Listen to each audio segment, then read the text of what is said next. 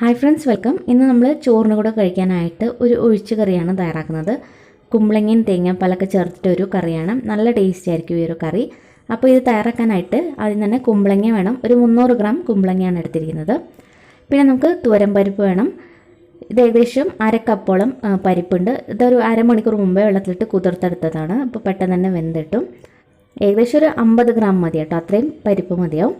ഇനി നമുക്ക് നന്നായിട്ട് കഴുകിയതിന് ശേഷം ഒരു പ്രഷർ കുക്കറിലേക്ക് മാറ്റാം. ഇതിലേക്ക് 1/2 ടീസ്പൂൺ മഞ്ഞൾപ്പൊടിയും മുങ്ങിക്കിടക്കാൻ പാകത്തിന് വെള്ളം കൂടി ഒഴിച്ച് 3 വിസിൽ വരുന്നത് വരെ വെച്ച് വേവിച്ചെടുക്കാം.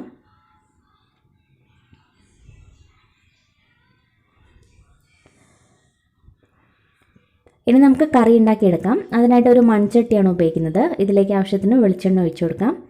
വെളിച്ചെണ്ണ ഏകദേശം 1 ടീസ്പൂൺ തന്നെ മതിയാവും. പക്ഷേ ഇത് ഒഴിക്കുമ്പോൾ കുറച്ചൊന്ന് കൂടിപ്പോയിട്ടുണ്ട്. ഞാനത് പിന്നീട് മാറ്റിയിട്ടുണ്ട് കേട്ടോ. വെളിച്ചെണ്ണ ഇത്ര വേണ്ട, നമുക്ക് 1 ടീസ്പൂൺ വെളിച്ചെണ്ണ മതിയാവും. ഇനി ഇതിലോട്ട് 5 പച്ചമുളകും കൂടെ തന്നെ 10 ചെറിയ ഉള്ളിയും ചെറുതായിട്ട് കട്ട് ചെയ്തത് ഇതും കൂടി ചേർക്കാം. അപ്പോൾ ഈ ഒരു കറിക്ക് നമ്മൾ വേറെ മുളക് പൊടിയൊന്നും അധികം ചേർക്കുന്നില്ല. പച്ചമുളകിൻ്റെ ഒരു എരിവ് തന്നെയാണ് ഇതിലേക്ക് എരിവായിട്ടുള്ളത്. അപ്പോൾ അതുകൊണ്ട് തന്നെ എരിവിനനുസരിച്ച് പച്ചമുളക് ചേർക്കാം. ഇനി ഇതെല്ലാം കൂടി ഒന്ന് വഴറ്റിയെടുക്കാം. ഒരുപാടങ്ങ് ബ്രൗൺ കളറൊന്നും ആവേണ്ട ആവശ്യമില്ല. ചെറുതായിട്ടൊന്ന് വഴണ്ട് കിട്ടിയാൽ മതിയാവും. ഇപ്പോൾ ഉള്ളി അത്യാവശ്യം വഴണ്ട് വന്നിട്ടുണ്ട്.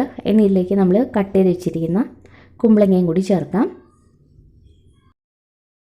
ഇതിലോട്ട് 1/2 ടീസ്പൂൺ മഞ്ഞൾപ്പൊടി ചേർക്കാം. ഇനി ഇതെല്ലാം കൂടി ഒരു 2 സെക്കൻഡ് നേരത്തേക്കൊന്ന് വഴറ്റിയെടുക്കാം.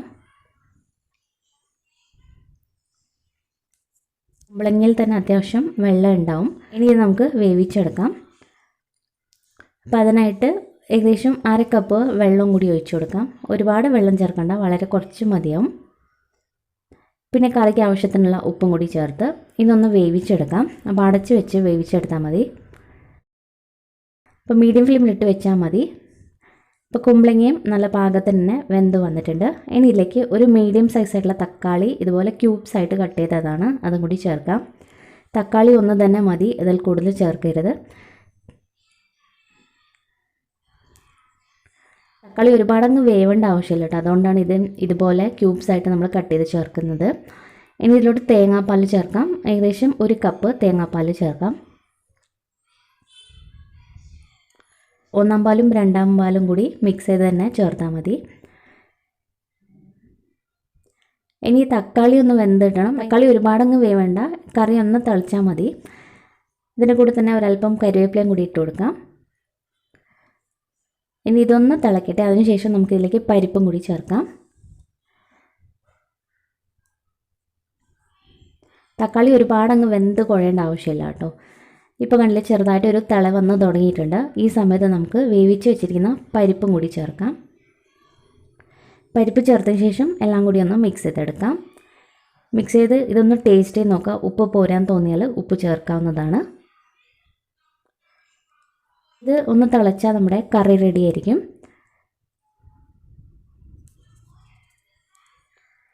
കുമ്പളങ്ങ വേവിക്കുന്ന സമയത്ത് ഒരുപാട് വെള്ളം ചേർക്കാത്തതാണ് നല്ലത്. കാരണം നമ്മൾ പിന്നീട് തേങ്ങാപ്പാലും കൂടി ചേർക്കുന്നുണ്ടല്ലോ, ചാറ് കൂടിപ്പോവും. അതിന് വേണ്ടിയിട്ടാണ്.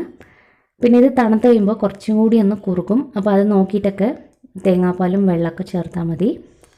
ഇപ്പോൾ നമ്മുടെ കറി തെളിച്ച് റെഡി ആയിട്ടുണ്ട്. ഇത് തന്നെ മതി. ഇനി നമുക്ക് കടുകും കൂടി തളിച്ച് ചേർക്കാം. കടുക് താളിക്കാൻ വേണ്ടിയിട്ട് പാനിലേക്ക് 1 ടേബിൾ സ്പൂൺ വെളിച്ചെണ്ണ ഒഴിച്ചതിന് ശേഷം ആവശ്യത്തിന് കടുകും 1/2 ടീസ്പൂൺ ജീരകവും കൂടി ചേർക്കാം. കൂടെ തന്നെ 5 ചെറിയ ഉള്ളി ചെറുതായിട്ട് കട്ട് ചെയ്ത് ചേർക്കാം. കുറച്ച് കരിവേപ്പിലയും 3-4 വറ്റൽമുളകും കൂടി ഇട്ട് നന്നായിട്ടൊന്ന് മൂപ്പിച്ചെടുക്കാം. അപ്പോൾ നല്ലൊരു ബ്രൗൺ കളർ ആവുന്നത് വരെ വഴറ്റിയെടുക്കണം. ഇപ്പോൾ ചെറിയ ഉള്ളി ഇല്ലെങ്കിൽ നമുക്ക് ഇതിന് പകരം സവാള ഉപയോഗിക്കാം. ഉള്ളി നന്നായിട്ട് തന്നെ മൂത്ത് വന്നിട്ടുണ്ട്. ഇനി നമുക്ക് സ്റ്റൗ ഓഫ് ആക്കാം. ഇനി ഇതിലേക്ക് 1/2 ടീസ്പൂൺ മുളക് പൊടിയും കൂടി ചേർക്കാം. ഇനി ചെറുതായിട്ടൊന്ന് മിക്സ് ചെയ്ത് കൊടുക്കാം. ഇനി നമുക്ക് കറിയിലേക്ക് ഒഴിച്ചു കൊടുക്കാം.